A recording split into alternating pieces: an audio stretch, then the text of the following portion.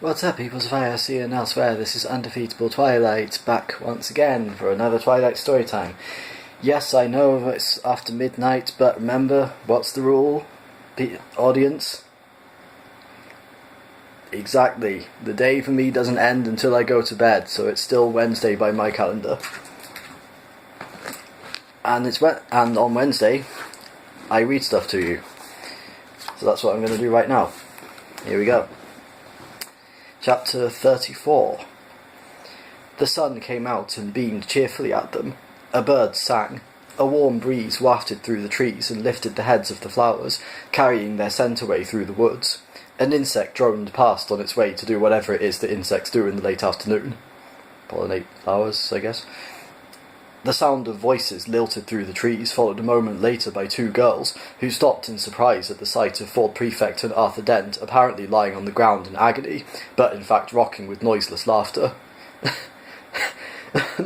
No, don't go, called Ford Prefect between gasps.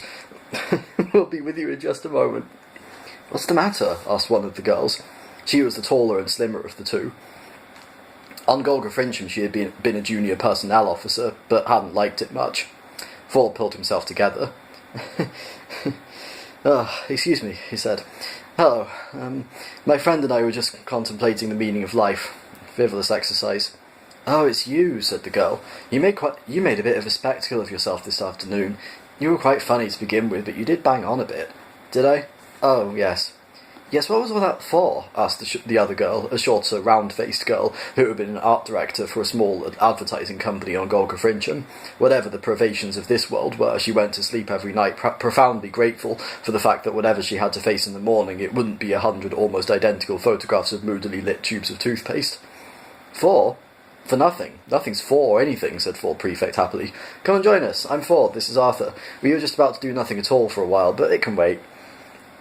The girls looked at them doubtfully. I'm Agda, said the tall one. This is Mella. Hello, Agda. Hello, Mella, said Ford. Do you talk at all? Said Mella to Arthur. Oh, eventually, said Arthur with a smile, but not as much as Ford. Good. There was a slight pause. What did you mean, asked Agda, about only having 2 million years? I couldn't make sense of what you were saying. Oh, that, said Ford. It doesn't matter.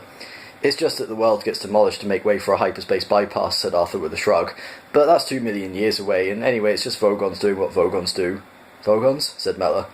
Yes, you wouldn't know them. Where'd you get this idea from? It really doesn't matter. It's like a dream from the It's just like a dream from the past, or the future. Arthur smiled and looked away. Does it worry you that you don't talk any kind of sense? Asked Agda. Listen, forget it, said Ford. Forget all of it. Nothing matters. Look, it's a beautiful day. Enjoy it. The sun, the green of the hills, the river down in the valley, the burning trees.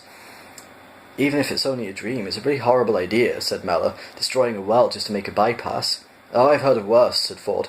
I read of one planet off in the 7th dimension that got used as a ball in a game of intergalactic bar billiards, got potted straight into a black hole, killed 10 billion people. That's mad, said Mella. Yeah, only scored 30 points too. Agda and Mella exchanged glances.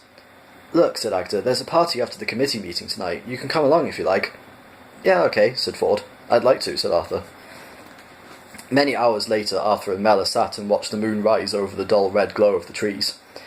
That story about the world being destroyed, began Mella. In 2 million years, yes. You say it as if you really think it's true. Yes, I think it is. I think I was there. She shook her head in puzzlement. You're very strange, she said. No, I'm very ordinary, said Arthur. But some very strange things have happened to me. You could say I'm more differed from than differing. And that other world your friend talked about, the one that got pushed into a black hole? Ah, that I don't know about. It sounds like something from the book. What book? Arthur paused. The Hitchhiker's Guide to the Galaxy, he said at last. What's that? Oh, just something I threw into the river this evening. I don't think I'll be wanting it anymore, said Arthur Dent. And that is the end of the chapter, and the end of the book. So, next week we start the chapter 1 of the third book in the inaccurately named Hitchhiker's Guide to the Galaxy trilogy, called Life, the Universe, and Everything. So look forward to that next time. But until then, remember to like, comment, share, and subscribe. And if you are subscribed, be sure to ding the notification bell so you know when I make a new video, because they can happen at any time for any reason. So that's it from me for today.